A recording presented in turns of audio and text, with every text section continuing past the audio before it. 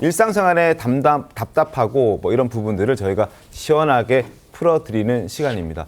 법적으로 어떻게 해결할지 잘 모르겠다면 지금부터 저희와 함께 하시면 될 것 같습니다. 네, 참고로 오늘 전해드리는 사연은요, 실제 사례를 각색했다는 점 미리 말씀드리고요. 허재현 변호사님, 오늘 어떤 속풀이 상담이 있죠? 네, 오늘 30대 여성 이신통 씨의 사연을 제가 준비를 했습니다. 이신통 씨라고 하는데요. 올해로 결혼 2년 차, 아직까지 알콩달콩 해야 할 신혼이고요. 그리고 어린 딸을 하나 키우고 있다고 합니다. 그런데 이 신통 씨의 아픔이 있는 게 어릴 때부터 혈혈단식, 부모님이 일찍 여의고 어릴 때부터 혼자서 이렇게 커왔던 거예요. 그런데 시부모님이 굉장히 다정하게 우리를 엄마 아빠라고 생각해라 라고 하면서 결혼 준비도 굉장히 많이 도와주시고 정말 다정하게 대해주셨다는 거예요. 그런 모습이 신통 씨는 너무 감사했다고 합니다. 네. 그런데 그 과정에서 시부모님이 자꾸 어떤 얘기를 하냐면 너는 좋겠다. 드레스도 예쁜 거 입고 신혼여행도 좋은 데 가고 뭐 그런 말씀을 하셨다는 괜한 소리를 거예요. 또 하기 시작했네요. 그렇죠. 그러니까 아니 마냥 좋아해 주셔야 될 것 같은데 그러니까요. 뭔가 마음에 걸려서 남편한테 왜 시부모님께서 이런 말씀하시는 거지 이렇게 물어봤더니 사실은 시부모님이 결혼을 하실 때 형편이 너무 어려워서 변변하게 예식도 치르지 못하고 신혼여행도 못 갔다는 거예요. 그래서 신통 씨가 부모님한테 그러면은 이제라도 어머님 아버님 신혼여행이라고 생각하시고 여행 한번 다녀오는 거 어떠세요? 이렇게 권하기도 하고 관계를 좋게 하려고 노력을 했다고 합니다.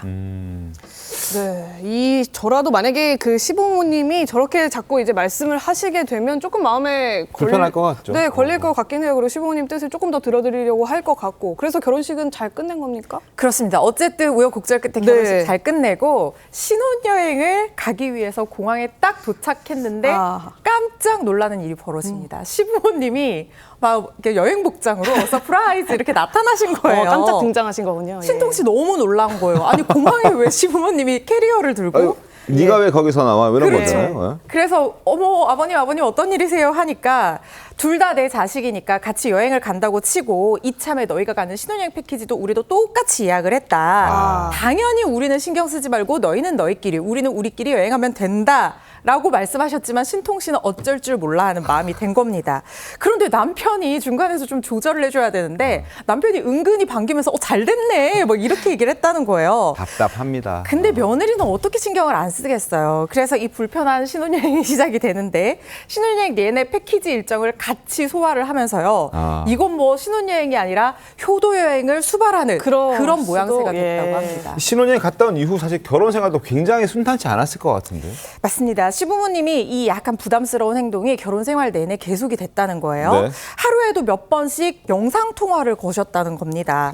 그리고 남편을 통해서 현관 비밀번호를 알아내서 미리 연락도 없이 불쑥 집에 와 계시기도 하고 너 신혼이니까 엄마가 반찬 만드는 거 도와줄게. 청소하는 거 살림하는 거 알려줄게 하면서 시도 때도 없이 수시로 신혼집을 드나드셨다고 합니다.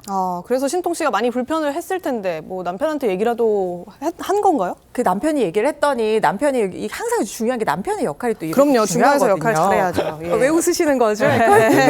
저도 남편이니까 전문가에게. 중요한데 근데 남편이 네가 힘드니까 엄마 아빠가 좋은 마음으로 도와주러 오시는 건데 딸처럼 생각해서 그러는 건데 너 그거 하나 이해 못하니? 이렇게 나왔다는 거예요. 그러면서 오히려 큰 소리를 쳤다고 합니다.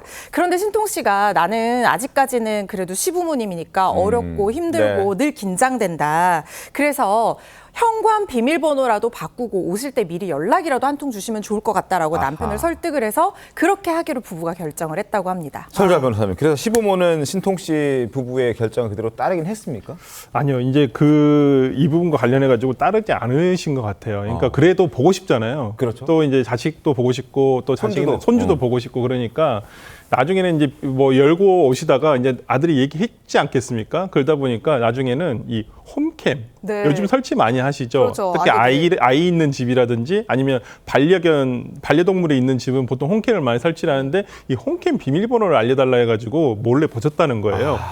그러니까 이것이 이제 문제가 돼서 이 신통 씨가 그럼 과연 이걸 가지고 계속 혼인 생활을 유지할 수 있겠느냐 이 고민에 빠지신 거죠. 이 홈캠도 그냥 홈캠 설치 비밀번호로 보는 게 아니고요. 그 홈캠이 만약에 아기한테만 설정이 돼 있으면 네. 그 카메라 방향이 아기한테만 설정되어 있었으면 문제가 안 될 텐데 지금 이 신통 씨 사연 보니까 이 홈캠이 집에 전방위적으로 돼 있어서 아하. 사실상 이제 가정 활동을 다 볼 수 있었던 상황인 것 같아요.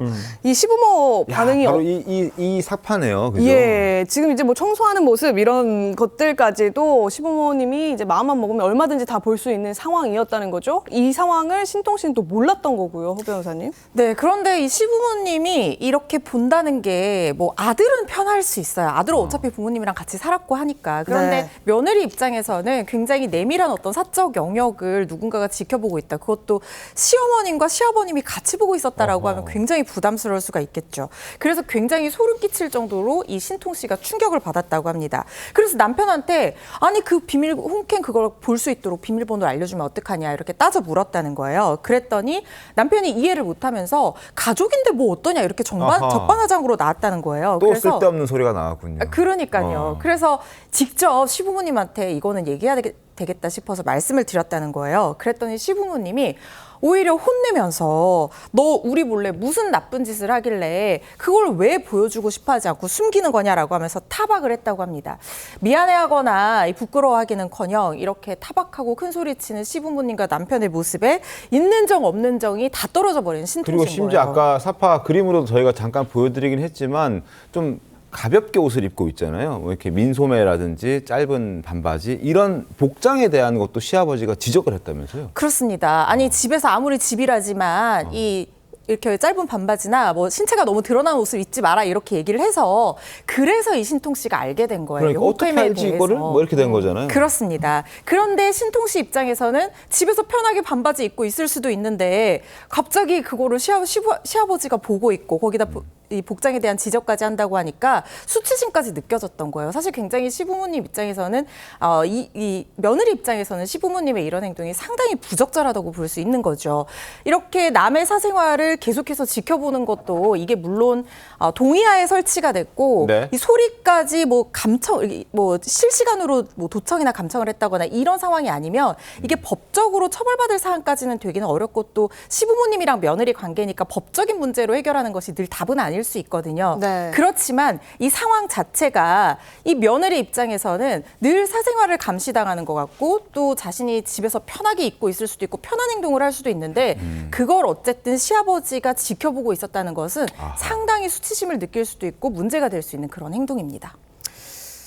네, 이게 지금 신혼여행 따라가고 홈캠으로 지켜보고 이런 것들 등등 때문에 결국에는 그 신혼 부부의 가정 생활까지도 파탄이 나게 되는 그런 상황이 초래된 것 같은데 일단 이렇게 지켜보는 게 괜찮은지와 이게 이혼 사유가 될 수 있을지 두 가지 궁금합니다. 뭐 아까 말씀해 주신 대로 부모라도 어떤 그 자식 부부의 어떤 사생활을 들춰보는 거에 대해서는 몰래 보는 거잖아요. 이게 비밀 침해죄라든지 이런 부분도 해당할 수도 있고요. 이혼과 관련해서도 당연히 유책 사유가 될 수 있습니다. 특히나 민법의 840조의 3호를 보면 직계 존속으로부터 부당한 대우를 받았을 때라는 게 조항이 있거든요. 거기에 여기 해당한다고 볼 수가 있어요. 네. 그러니까 어쨌든 간에 그 자식 부부의 결혼 생활에 부당하게 간섭하는 부분이 있다라고 보이거든요. 그렇기 때문에 유책 사유가 될 수 있다고 보고 뭐 만약에 이혼 소송으로 이어지게 되면 이것도 하나 부모의 문제 또 그다음에 이건 단순히 부모의 문제만은 아니죠. 그 남편도 이런 부분을 잘 중간에서 조절을 해줬어야 되는데 이런 부분을 잘 조절하지 못했다는 부분이 있기 때문에 뭐 840조 6호에 보면 혼인 생활을 더 이상 이어갈 수 없는 신뢰 혼인 관계를 이해할 수 없는 신뢰가 상실된 경우라고 볼 수가 있거든요. 네. 그렇기 때문에 충분히 이혼 사유는 될 수 있을 것 같습니다. 알겠습니다. 이혼 사유는 될 수 있다. 그렇다면 위자료는 시부모님께 그렇게 딸같이 생각하는 그 시부모님께 요청할 수 있습니까? 요구할 수 그렇습니다. 있나요? 우리 법원에서는요, 이 설령 부부가 아닌 제3자라고 하더라도 이 혼인관계 파탄에 직접적이고 중대한 사유를 제공한 원인이 있는 사람이라고 하면 그 사람에게도 위자료를 청구할 수 있다고 보기 때문에 네. 만약에 이 시부모의 행동이 이 부부의 파탄에 직접적이고 아주 중대한 원인을 제공을 했다라는 것을 입증을 할 수 있다고 하면 이 부분은 위자료 청구의 대상이 될 수도 있고요. 당연히 남편도 마찬가지로 위자료 청구 대상이 될 수 있습니다. 실무적으로 이혼 소송하다 보면요, 고부 갈등이나 장서 갈등으로 이혼을 하는 경우에 남편이나 아내가 중재자로서 중간 역할을 제대로 해주지 못하는 경우가 앞으로도 개선 가능성이 없다고 하면 이 부부는 이혼해야 된다라고 판결나는 경우가 많아요. 네. 그만큼 남편과 아내가 배우자로서 또 중간 중재자로서 역할을 하는 것이 굉장히 중요하다고 보거든요. 만약에 이런 역할을 잘해서 부부 사이가 회복될 수 있다라고 하면 법원에서도 더 잘 살아보라고 얘기를 합니다. 근데 그게 안 된다고 하면 이혼뿐만 아니라 위자료 배상 책임을 지게 될 수도 있습니다. 네. 남편의 역할, 아내의 역할이 중요하다. 네, 중요하다. 결국 당사자끼리의 역할이 중요하다. 네, 이런 얘기가 중요하다. 되겠죠.